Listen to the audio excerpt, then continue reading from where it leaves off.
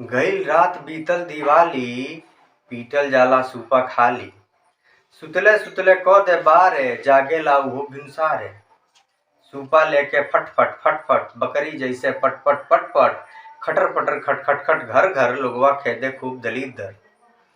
घोठा घारी चौकी चारा, घर दुआर औरी ओ सारा, चूल्ही तर आंगन पिछवारे, लोगवा खूब दलीदर मारे।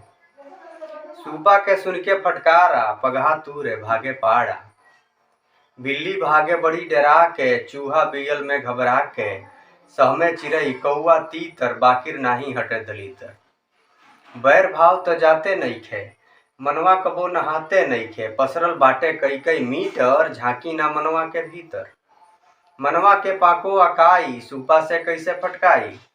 राखी पानी या सच्चाई, सद्गुण के साबुन से भाई, मनवा के पहिले झटकारी, मन में उहे दलीदर मारी। काम करी खूबे सुरिया के, धन दौलत आई धरिया के।